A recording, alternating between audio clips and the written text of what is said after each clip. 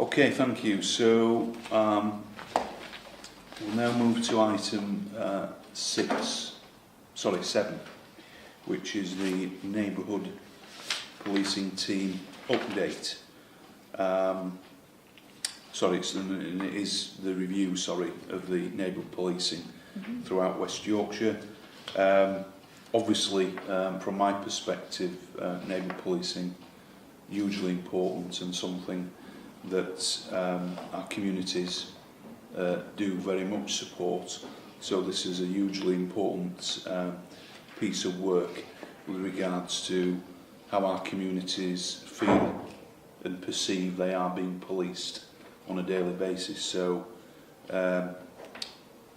with that, I'll hand over to you for an update on this review. Thanks.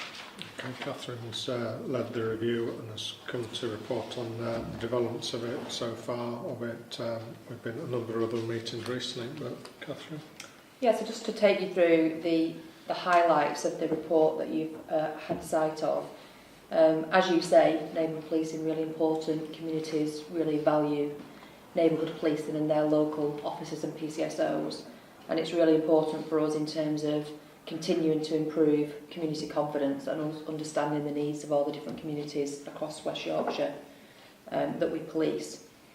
3 real pillars of the way that we're focusing neighbourhood of the strategy moving forward is around community engagement, problem solving and prevention, and links into early intervention, with a view to, as we've spoken about in previous reports that we've heard about this afternoon, increasing demands on policing services and partner agencies, and therefore getting upstream of some of that demand early on is really what early intervention is all about, and is really key to neighbourhood policing and what we'd expect our neighbourhood officers and PCSOs to be doing on a regular basis.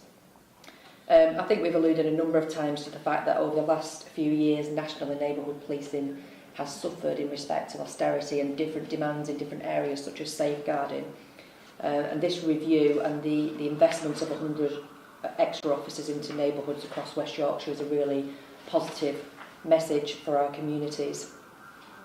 When I talk about those 3 pillars that fit in to the neighbourhood strategy, that's really important for us moving forward in terms of really spelling out to our officers, giving them the time and the capacity to do neighbourhood policing, but also being very clear with them about what we expect them to do in those 3 areas of work, so they'll be really clear about what's expected of them.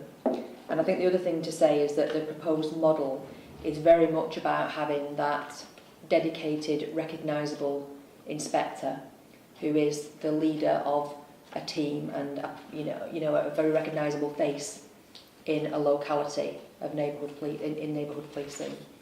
There are sergeant-led teams, which is a real positive in terms of the staff being tasked and being very clear about what's expected of them in terms of problem solving and early intervention.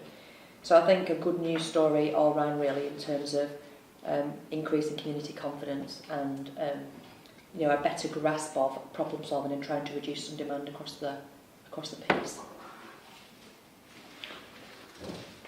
Okay, thanks for that. And obviously it's an ongoing review, and I know there has already been some consultation with some of the staff that are likely to be affected with this. As you've said, it is the plan to have still inspector-led teams, but perhaps with more of an emphasis on the sergeant aspect as well, with regards to some of those supervision ratios, which is really important at that local level. So, Catherine, I know in terms of the 3 key principles around community engagement, problem solving and prevention, and early intervention, could you say a bit more around what you expect rather than necessarily allowing sort of local interpretation to take place, shall we say?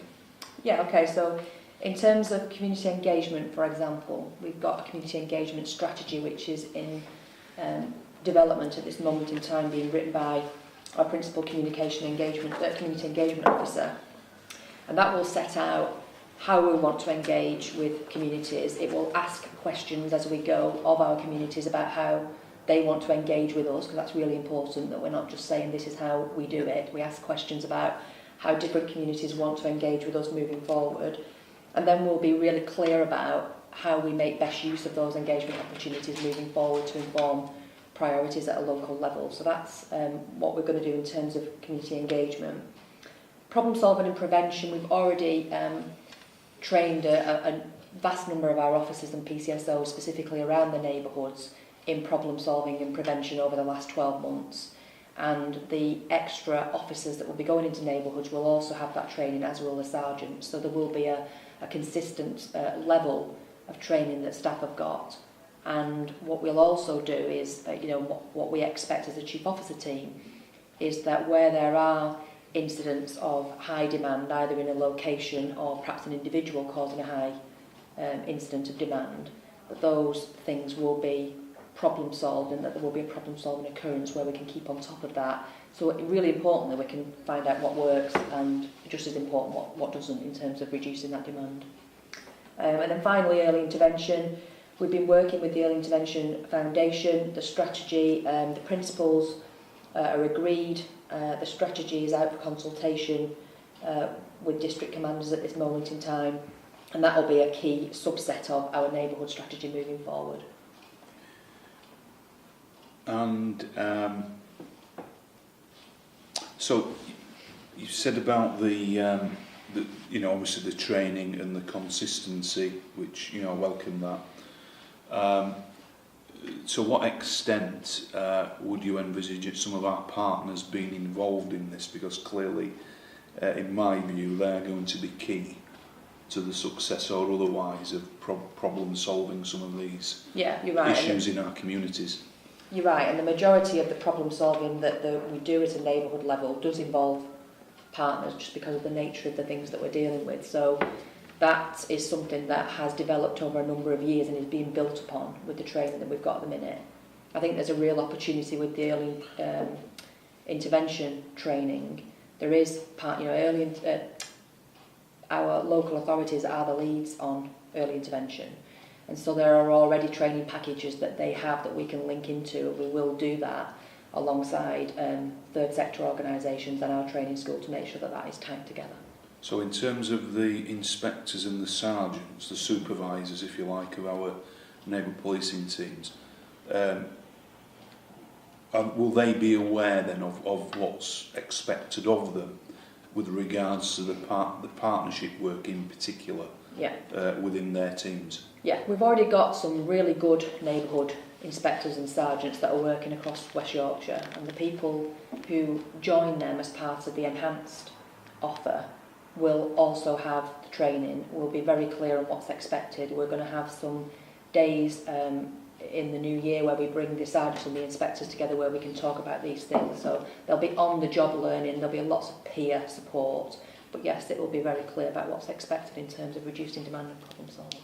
Okay, and I know we've, other than receiving these sort of updates from yourselves, clearly we want to work with you where we can as well around how some of this is developed before the teams are due to go live in is it the 1st of 26th of March? Yeah.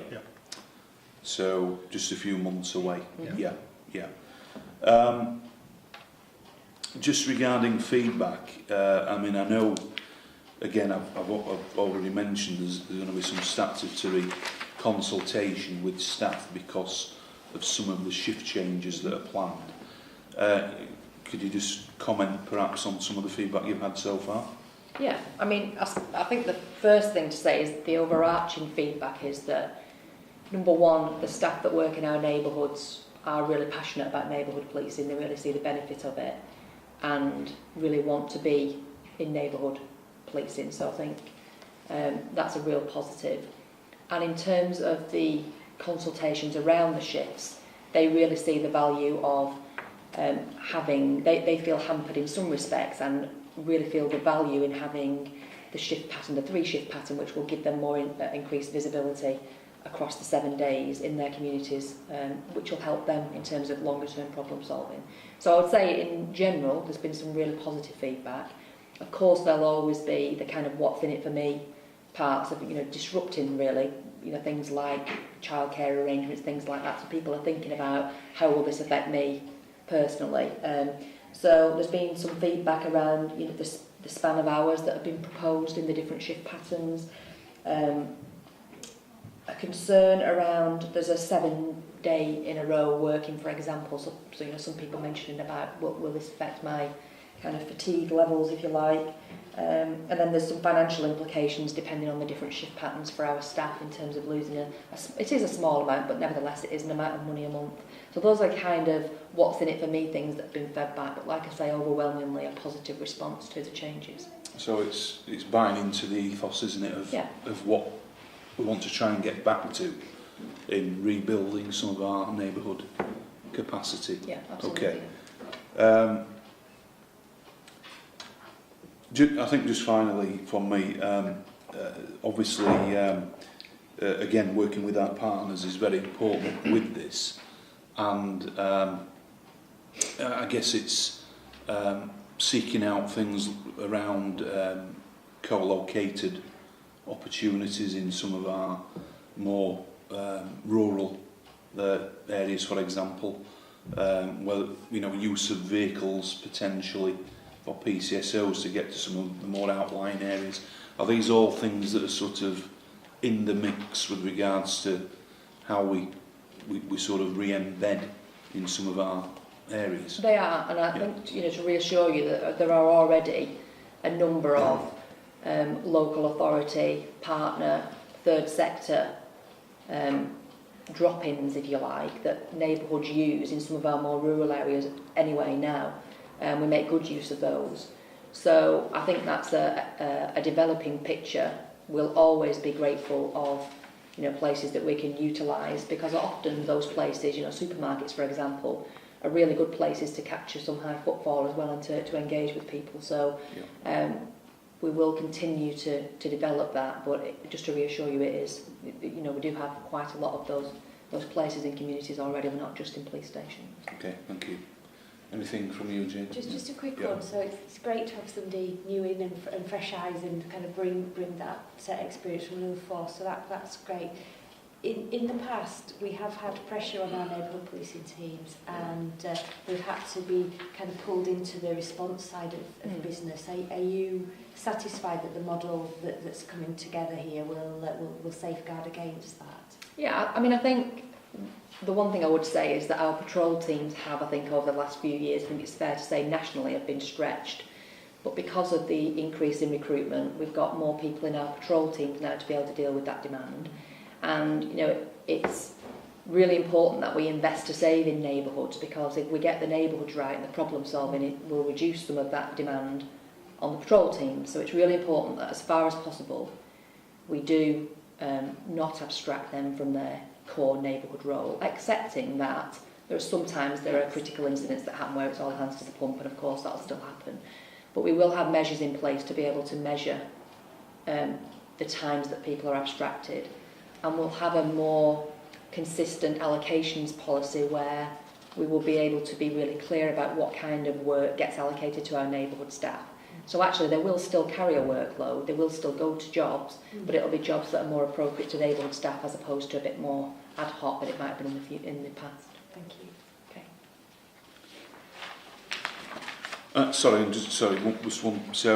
One final point for me. So PCSOs clearly still form a large part of our neighbourhood footprint. Are you actually looking at any potential change of role for PCSOs within these teams, or are you satisfied that the current powers and roles that they have are sufficient for what we want to do going forward?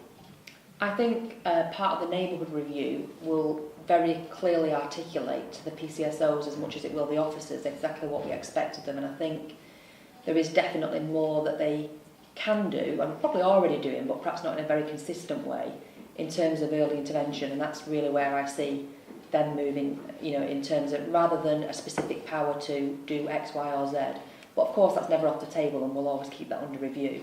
But for me, it's really getting stuck into the problem solving and the early intervention at a really local level.